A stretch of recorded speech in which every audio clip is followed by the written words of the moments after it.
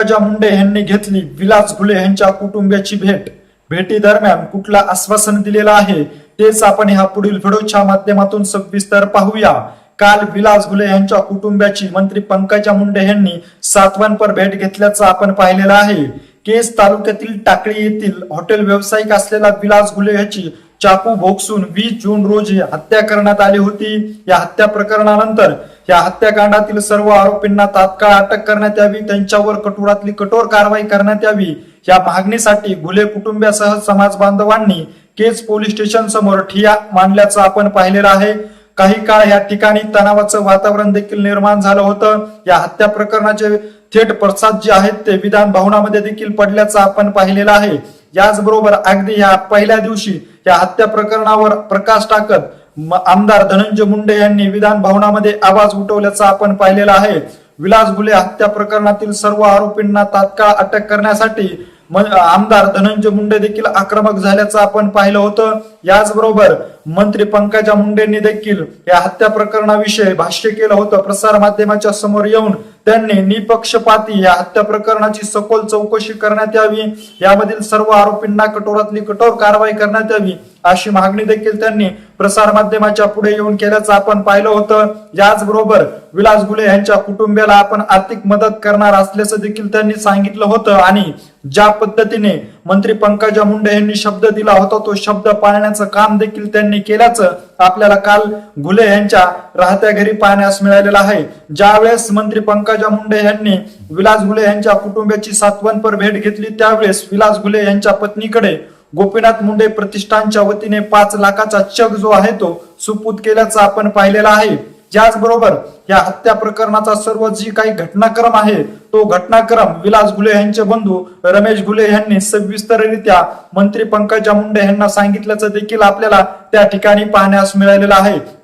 त्यानंतर या हत्या प्रकरणाची सखोल चौकशी करण्यात यावी, याचबरोबर या हत्या प्रकरणासाठी आपण कायम तुमच्या पाठीशी निकाल लागेपर्यंत उभा राहणार असल्याची ग्वाही मंत्री पंकजा मुंडे यांनी देखील यावेळेस दिल्याचं आपण पाहिलेलं आहे। आणि एक प्रकारचे घुले कुटुंबियाला एक मदतीचा हात देखील मंत्री पंकजा मुंडे यांच्या मार्फत देण्यात आला। याचबरोबर विलास घुले यांच्या पत्नीला धीर देण्याचं काम देखील मंत्री पंकजा मुंडे यांच्याकडून करण्यात आलं। याचबरोबर आता ह्या हत्या प्रकरणामध्ये सातत्याने रमेश घुले जे आहेत ते खासदार बजरंग सोनवणे यांच्या सुपुत्राचं नाव घेत आहेत। त्या सुपुत्राला अद्यापही पोलिसांनी अटक केली नसल्याचं ज्यावेळेस मंत्री पंकजा मुंडेला त्यांनी सविस्तररित्या सांगितलेलं आहे। त्यामुळे आता मंत्री पंकजा मुंडे कशा पद्धतीने भूमिका घेऊन या हत्याकांडामध्ये घुले कुटुंबियाला न्याय देण्यासाठी सक्षमपणे पुढे उभा राहतात हे देखील पाहणं आता तितकंच महत्वाचं ठरणार आहे। याचबरोबर या हत्या प्रकरणाची राजकारणामध्ये देखील चांगली चर्चा झालेली आहे। याचबरोबर मुंडे विरुद्ध सोनवणे असा संघर्ष देखील आपल्याला पाहण्यास मिळालेला आहे। ज्या पद्धतीने रमेश घुले हे आक्रमक होऊन माझ्या बंधूने ज्यावेळेस अंबाजोगाई येथील हॉस्पिटलमध्ये घेऊन जात होतो त्यावेळेस ह्या हत्या जी घडलेली आहे ते सौरव सोनवणेच्या सांगण्यावरून हत्या घडली असल्याचं सातत्याने सांगत आहेत। परंतु पोलीस प्रशासनाचे अधिकारी ह्या पुरवणी जॉबामध्ये ज्या पद्धतीने त्यांनी जॉब दिलेला आहे त्याच्यावर कसल्याच पद्धतीने कारवाई करत नसल्याचं देखील विलास घुले यांचे बंधू रमेश घुले सातत्याने सांगत आहेत। याचबरोबर आता रमेश घुले हे प्रसार माध्यमाशी बोलत असताना त्यांनी एक मोठा खुलासा देखील केलेला आहे। ते यावेळेस बोलताना म्हणाले आहेत की आम्ही जोपर्यंत सौरव सोनवणेची अटक होत नाही तोपर्यंत आम्ही जिल्हाधिकाऱ्यासमोर आता उपोषणाला बसणार असल्याचं देखील त्यांनी सांगितलेलं आहे। त्यामुळे आता मंत्री पंकजा मुंडे जे आहेत त्या विलास घुले यांच्या कुटुंबियाला न्याय देण्यासाठी कशा पद्धतीची भूमिका घेतात याकडे देखील सर्वांचंच लक्ष लागलेलं आहे। मंत्री पंकजा मुंडे यांनी विलास घुले यांच्या कुटुंबियाला सातवनपर भेट दिली त्यावेळेस नेमकं त्या ठिकाणी काय घडलं आहे तेच आपण ह्या पुढील व्हिडिओच्या माध्यमातून सविस्तर पाहूया। रंग दाखवायला प्रशासनाने आणि सौरभ सोनवणे कारखान्यावर बैठक घेतली आणि एक आरोपी त्याच्यामधला दीपक कदम म्हणून तो गोडवान किपर आहे कारखान्याचा।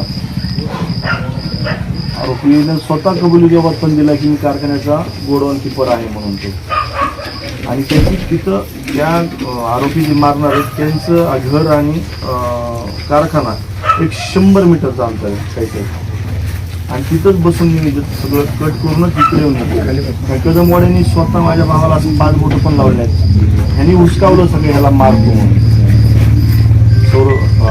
रामेश्वर कदमला कदमवाडीचे जे लोक होते ना त्यांनी.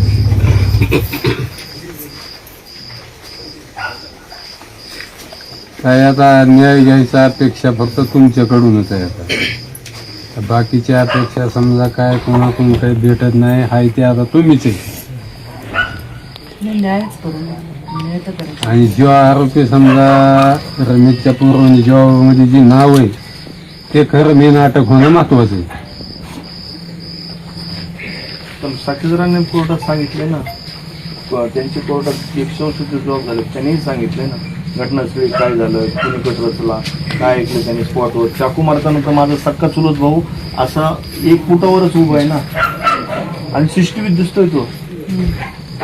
त्यांनी पण सांगितलंय कोर्टामध्ये. सगळं होईल व्यवस्थित करू. जे योग्य तेच होईल. काय करायचं?